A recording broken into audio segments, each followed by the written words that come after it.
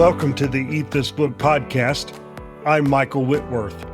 Each day we take a small piece of scripture and we sit with it. Not a quick snack that disappears before lunch, not a chore you check off of a list, but rather a meal meant to be savored. So pull up a chair. Let's eat. Today is episode 5, and we're going to be taking a look at the 5th day of creation in Genesis chapter 1, verses 20 through 23. And God said, "Let the waters swarm with swarms of living creatures, and let birds fly above the earth across the expanse of the heavens." So God created the great sea creatures and every living creature that moves, with which the waters swarm, according to their kinds, and every winged bird according to its kind. And God saw that it was good. And God blessed them, saying, "Be fruitful and multiply, and fill the waters in the seas, and let birds multiply on the earth." And there was evening, and there was morning, the 5th day. If you've been following along, you know that Genesis 1 has a structure. Days 1 through 3 are about forming. God takes the formless chaos and gives it shape.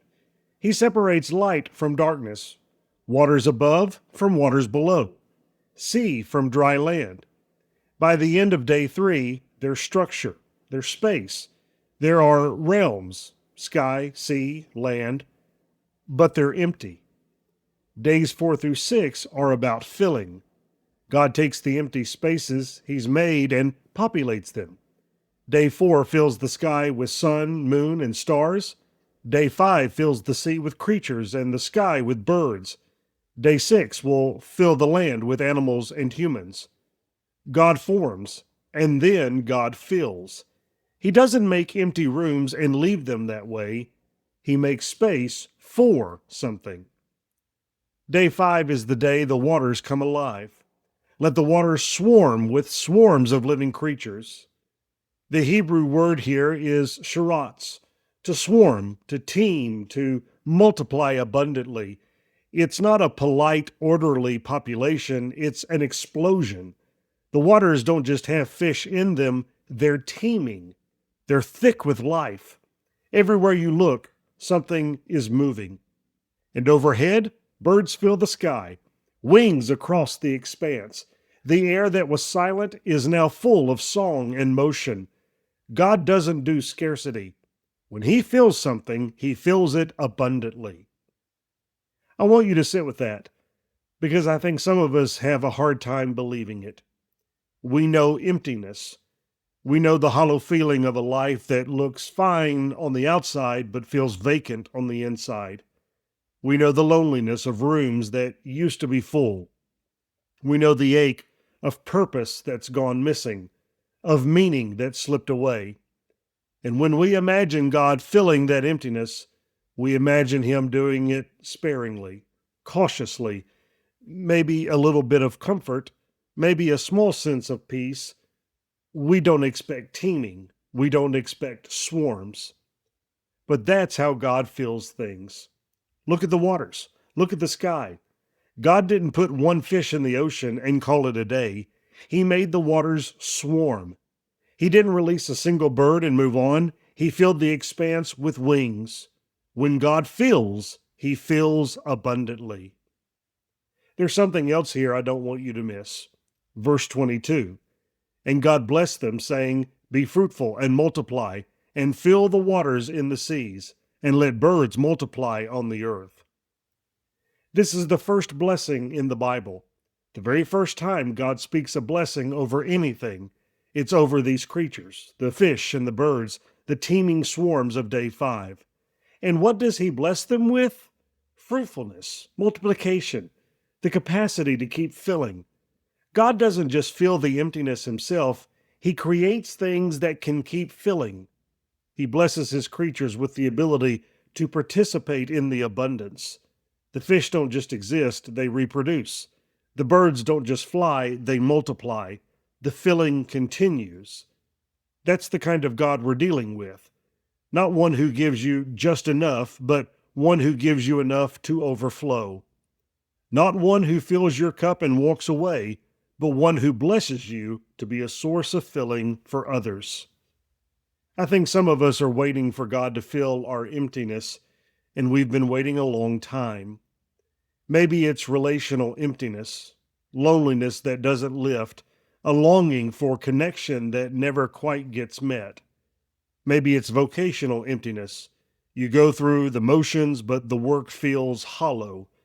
Maybe it's spiritual emptiness. You believe the right things, you do the right things, but the presence of God feels distant, and prayer feels like talking to a ceiling. Day 5 doesn't promise that the filling will come on your timeline, but it does tell you something about God's character. He fills what He forms. He doesn't make empty spaces and abandon them. The sea wasn't meant to stay empty. The sky wasn't meant to stay silent, and you weren't either. If God has formed a space in you, a capacity for love, for purpose, for joy, for connection, He intends to fill it. That's what He does. That's who He is. There's a patience required here, though, and I don't want to skip over that. The sea was empty for 4 days before it teemed. The sky was silent for 4 evenings and mornings before the birds came. The structure came first. The filling came later. If you're in a season of emptiness, it might not mean something is wrong. It might mean you're between day 3 and day 5. The space has been formed. The filling hasn't come yet, but that doesn't mean it isn't coming. God is not in a hurry, but He is not neglectful. He forms with intention, and He fills in His time. The teeming will come. One more thing. Look at how day 5 ends. And there was evening, and there was morning the 5th day. Evening first, then morning. Remember that rhythm? The day begins in the dark and moves toward light. The Jewish day starts at sunset, which means day 5, the day of filling, begins in darkness. The swarms came after the night. The birds flew at dawn. If you're sitting in the evening of your emptiness, the morning is coming. The filling starts after the dark. That's the rhythm God built into creation. Evening and morning, night, then day. So here's what day 5 offers. If you feel empty, if there's a hollowness in you that won't go away, day 5 says God is a filler. He doesn't make voids and leave them vacant. He formed the sea, and then He made it teem. He stretched out the sky, and then He filled it with wings. And He blessed what He made with the capacity to keep filling. Be fruitful, multiply. The abundance doesn't stop with God's initial act. It continues. It overflows. Your emptiness is not the end of the story. The waters are about to swarm. Evening and morning, the 5th day. The sea teems, the sky fills, life everywhere. God doesn't leave voids unfilled. Next time on Eat This Book, something changes. God has been speaking worlds into existence. Let there be. And creation obeys without resistance. But then, on day 6, God slows down. He pauses. He speaks differently. Let us make. In our next episode, we'll explore what it means to be made in the image of God, why your value comes before your usefulness, why every human being carries dignity, and why God looked at creation with us in it and said, "This is very good." If you've ever wondered who you really are or why you matter when productivity fades, day 6 has something you need to hear. Thanks for eating with me. Until next time, may the Word dwell in you richly.